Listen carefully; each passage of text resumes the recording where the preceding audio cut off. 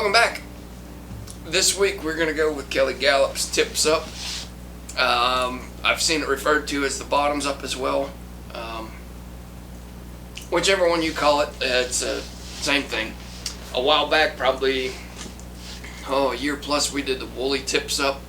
The only difference is it has a wool head as opposed to the Estaz or chenille head, whichever you decide to tie with.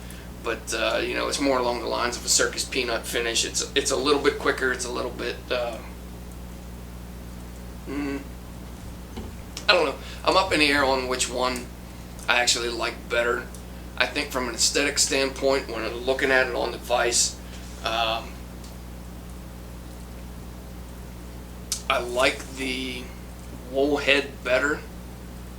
From a fishing standpoint, it's really a toss-up. There's not a huge difference between the two. The wool head, obviously, I mean, you're going to have a little bit more bulk. You're not quite going to have the amount of dive that you'll get from the Estaz head. So it's a little bit heavier. Cam, get off my microphone. Hey. Go over and play with Knox. Sleeping all afternoon when I got home. Start tying, putting a video together. Gotta be out here pissing around. So anyhow, from an aesthetic standpoint, like I was saying, I like the wool head better, and it gives a little bit better of a profile. Honestly, it's more along the lines of that crayfish profile that we're looking for. But from a fishing standpoint, I think with the less bulk, it allows the fly to fish how it was designed, and that back half kicks up a lot more and gives that crayfish swim. I've swam and fished both of them. I don't see a huge difference in numbers. So really, I mean, it comes down to what are you looking for? What do you want the fly to do? How do you want the profile to be in the water? And just go from there. I don't really see, like I said, a huge difference as far as success rate from one to the other. So whichever one you gravitate toward. Me personally, when I tie, I do the wool head more than I do this style. But that's just a personal preference. So like I said, whatever you pick, but we'll go ahead now and get into it. We're going to do this one in olive today. This is mainly an olive brown. And we're going to start out with an MFC 7000, or this is a 7050, sorry. 7050, this is a size 2. Seems to be about the best size. 4's good. You wind up getting a little close to rushing the eye on the 4 with the second popper head. So I'm going to go with the 2, give myself a little bit of extra room to work with here, but we're going to find 2, that one's not going to work. We're going to find 2 good pieces of Marabou here, and I forgot to zoom in before we get going here. Back it out a little bit. There we go. So we're going to find 2 good pieces of Marabou for our tail. I don't like that at all. There's one, and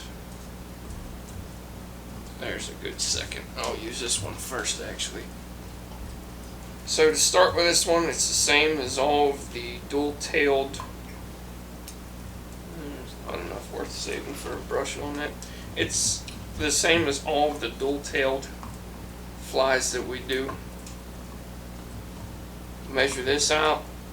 Length of the hook slightly longer, if anything.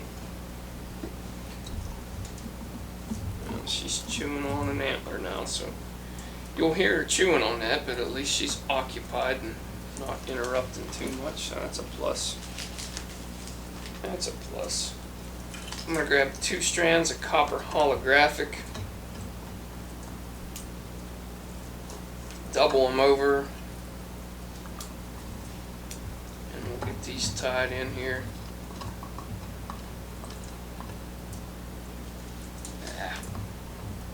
Lost a piece. That's alright, we're going to wind up with 3 on this one instead of 4, because I'm not going to take the time to search for that one.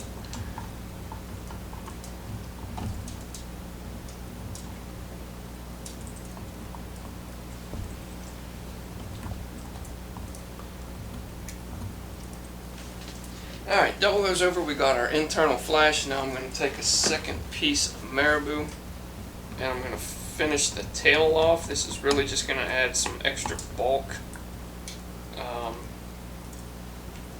I really just like the way that it looks. I like the way that it fills the tail out. You can by all means get away with doing the one if you want. The second tail I think just adds to the bulk. You get a little bit more tail flap with this. So I almost always, well, I will say always do two tails on these. And that's any pattern, whether it's a peanut, peanut envy, rainbow riffle, you name it. Anything that uses Marabou for a tail, I take the extra time and I tie both pieces in there. I just like the way that it looks. It does a lot better in my opinion. So now the next thing that we're going to do on this, and this is the unique, brilliant part of this fly. Kelly does one called a creature, not to be mistaken with the flank back creature that I'll get to at some point. It's a triple pattern. There's 3 hooks in it, and he has the popper corks in the middle, and it kind of brings the center up. The way he explained it, it was like a juvenile water snake is what he was trying to imitate on that one. I'll get to that one eventually. There's still a few things that I need to iron out on that pattern before putting it to video. But like I said, back to what I was originally saying, the unique thing on this, and it's brilliant the way this is designed, is using these popper corks. Let me just hollow this out here. And this is all it is. It's just a foam cork. You can see right there, that's what we have. And this just kicks that back end of the tail up so much. It makes such a neat swim on this pattern. And like I said, really unique and brilliant design, honestly. Has a great crayfish imitation. So I'm just going to throw a little bit of zap on here. And before I do that, I'm going to half hitch and get my thread out of the way. There we go. I'm going to cut that, get it out of the way, and then I'm going to make sure that because it's kind of cut in an angle and it's designed to be a popper. So I'm going to make sure that the top portion of this, don't kick on me, there we go.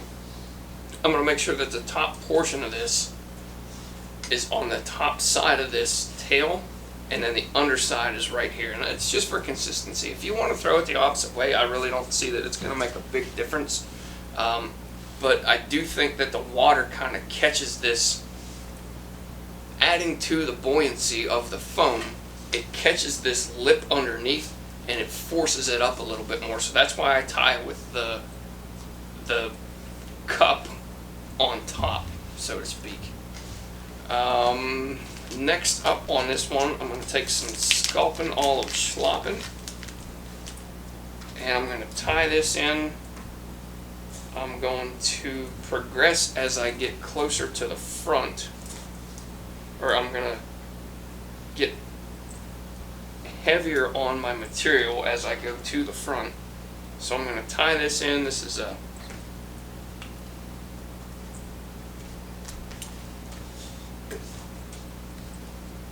pretty sparse portion, or a pretty sparse feather. I'm just going to get that tied in and make a few wraps here. They don't need to be the cleanest wraps, just make sure that you have enough bulk in there. That's the only thing that we're really looking for, is the bulk on this to fill out the pattern just slightly.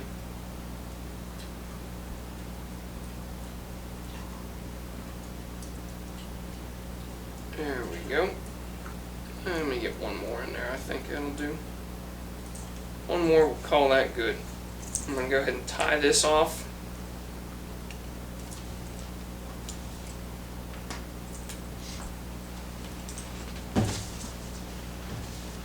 And I'm just going to work this back. Same thing. I'm going to half hitch and get rid of my thread here.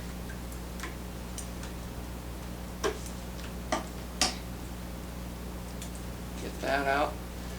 Same thing, I'm going to take my bodkin and I'm going to run this through here and just create a path for my hook to go through this.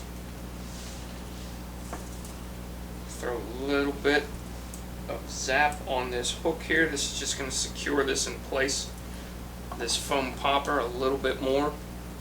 And I'm going to take this, work it right through.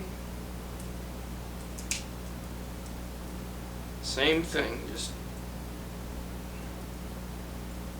there we go.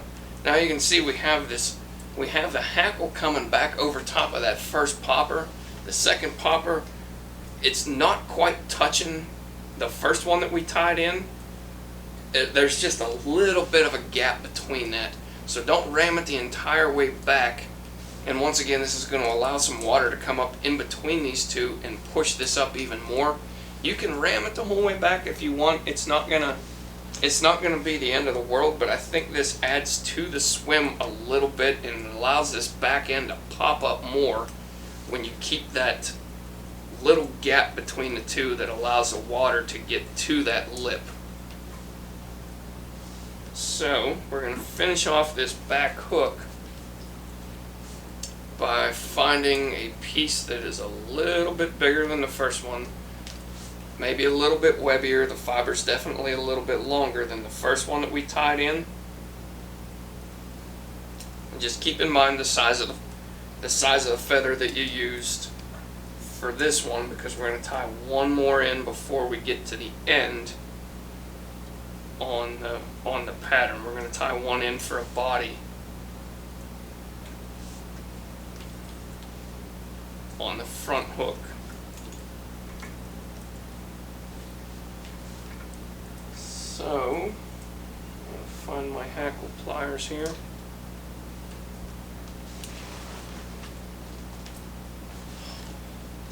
There we go. Grab the Hackle pliers, and we're just going to rotate this around, one wrap right in front of the next.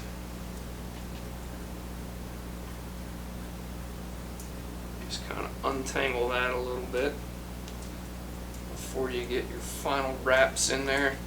I want to try and get about 4 to 6 good wraps on here. I want this to fill out and have some bulk to it. I'm going to take that one off. It's just a little bit too much. Here comes the wild woman with my shoe. Everything's a toy at this stage. Everything's a toy. So now I'm just going to take this and I'm going to preen these fibers back a little bit. It's going to stand out a little. Naturally, it's going to fluff out a little bit because we don't have quite the amount of real estate to really preen these fibers back, but it's not a big deal. Because when we tie the skirt in, the skirt's going to lay over top and press these fibers down. You'll see as I get that tied in after getting the connection and everything squared away.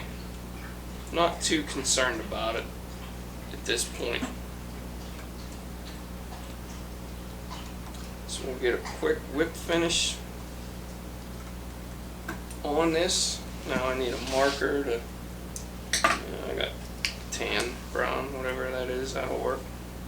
Just going to tone down the color on this thread slightly.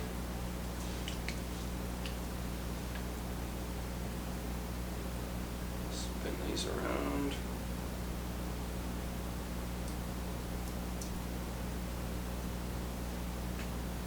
So there are slots in the bottom of this. You can see right here. Just make sure that they're lined up. They're running parallel with the point of the hook underneath. Make sure that those are lined up. And like I said, that's just going to add to the overall consistency that you have on these patterns. And there's our back half. I would have liked to have had a little bit more room on this one to be able to really lay those Schlappen feathers over top of that second popper. But like I said, inherently it's going to happen with the material that we tie in for the skirt.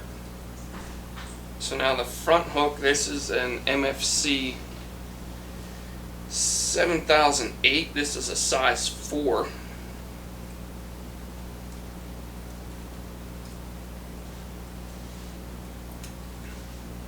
Just going to go over top of this with some black 140 UTC.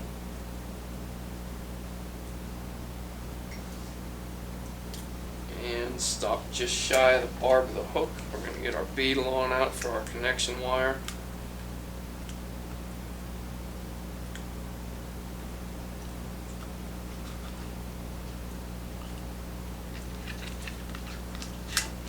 Oh.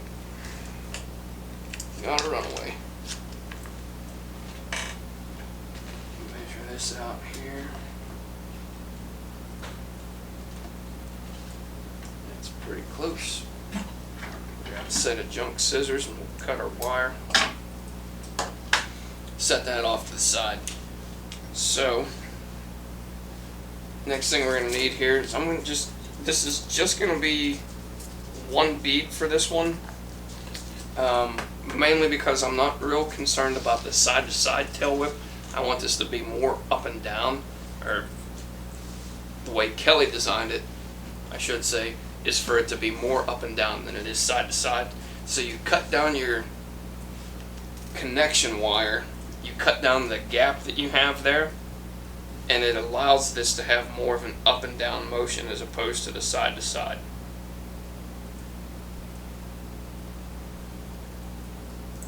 So now we'll take this, we'll get our wire squared away here, and I'm just going to pull this tight,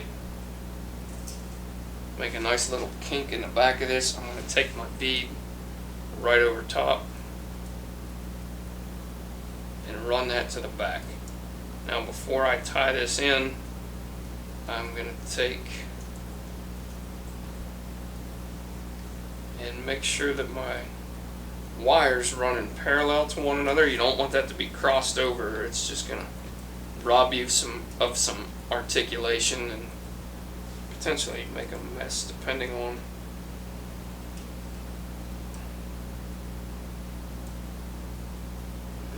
let's see here. There we go. Well, now I need to back that off a little bit more.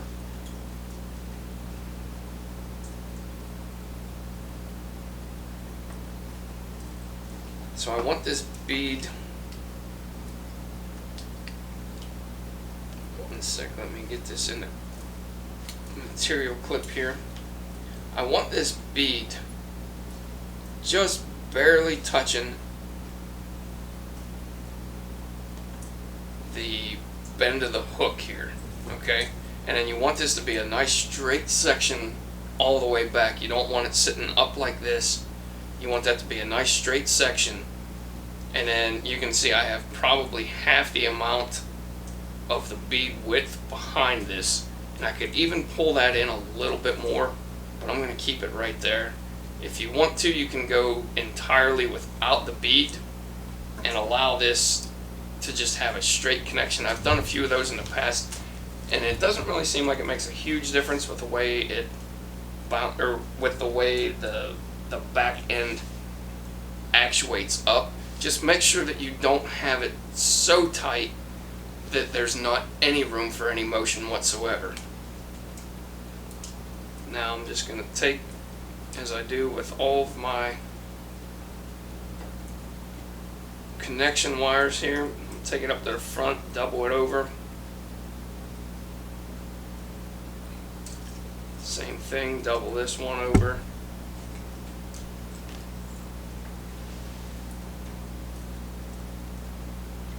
And we'll call that good. I'll whip finish, get rid of the 140 and back to the gel spun.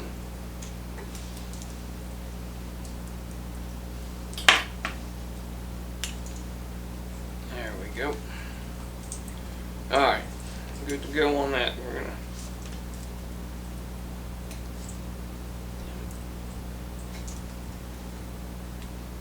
good to go on that. Now what I'm going to do is add a little bit more flash on this. I'm going to take same thing, 2 strands, double it over, give me 4. Hopefully not drop one like I did on the tail. No one will be able to know the difference without me saying so though. And I'm going to run this back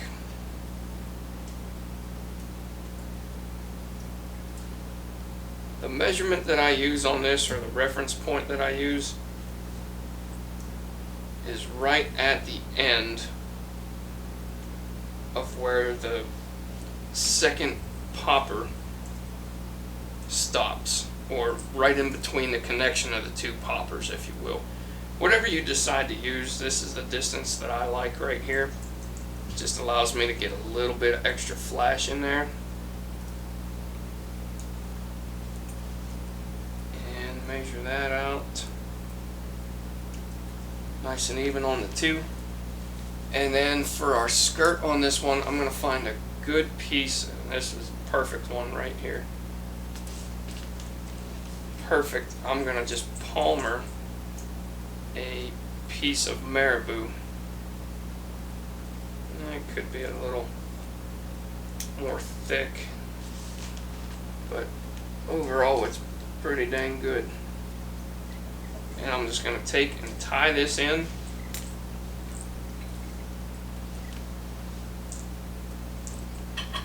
And I'm going to palmer this up. Not worrying about the spacing, I'm not worrying about much of anything other than focusing on not trapping a whole lot of fibers. I'm going to peel this back. What are you doing over there, Cam? Making all sorts of noise, huh? Making all sorts of noise.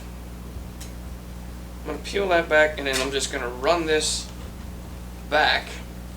Wet my fingers real quick. And I'm going to run this back here.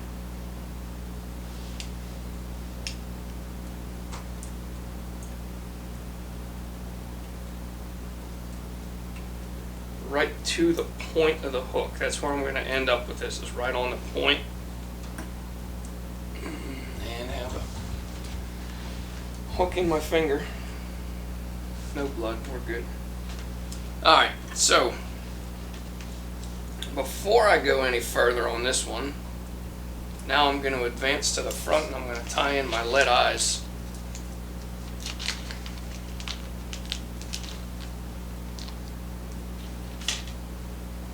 We're just going to take some yellow lead and get this tied in.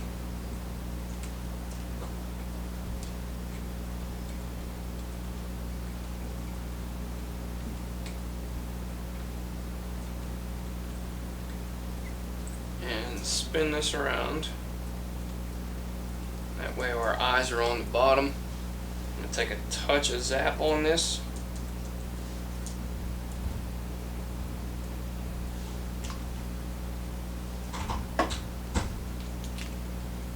Just going to finish securing these lead eyes up.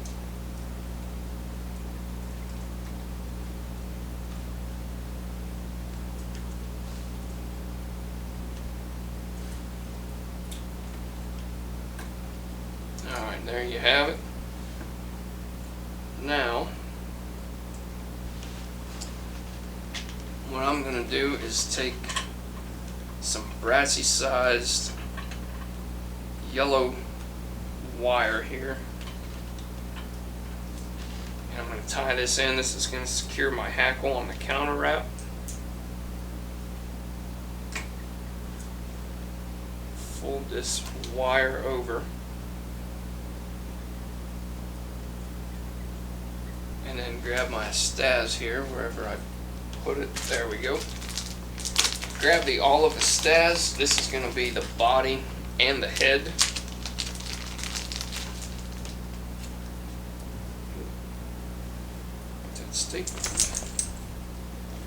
I'm just going to peel this out. You can see which direction the majority of these fibers are going. They're all kind of peeled back, pointing this direction. So if you tie that in, they're going to be trapping one another. Go to the opposite end of this and use the direction that the fibers are going to your advantage. So now I'm just going to peel this stuff out, just get the cotton material.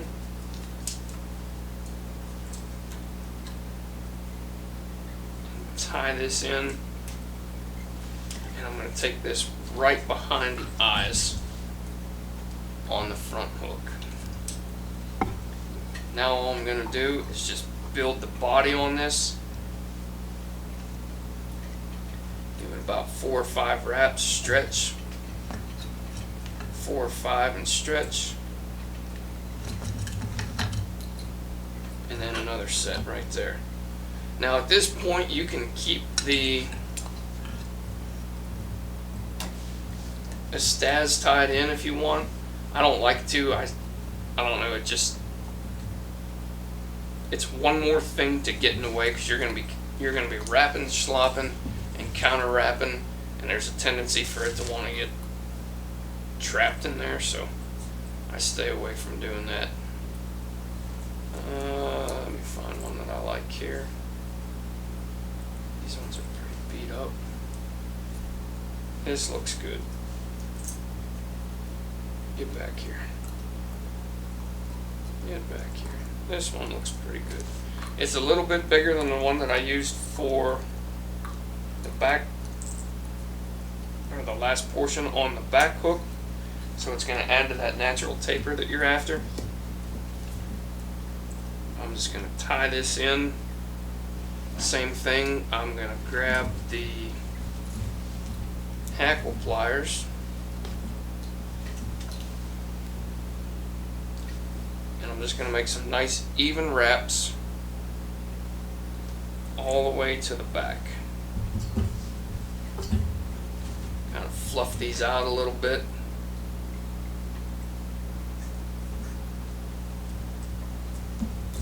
And then I'm going to counter wrap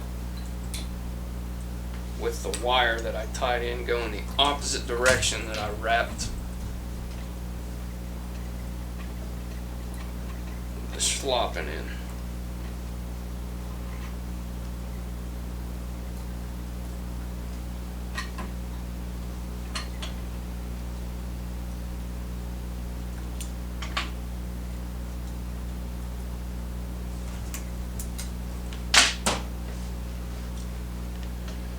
There we go with that.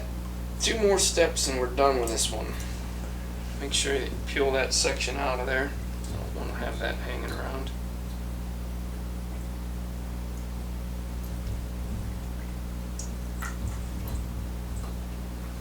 There we go. Now I'm going to work right behind this, and I'm going to go with some rubber legs. So I'm going to take a set of 2 on these rubber legs. And just to mix things up a little bit, I'm going to take some funky colors here. We've got some pink and chartreuse and olive. We're just going to tie these in. I like this color a lot on my yellow tinted 2s. But I was deciding on which color I wanted to go with, and this is one that I picked. So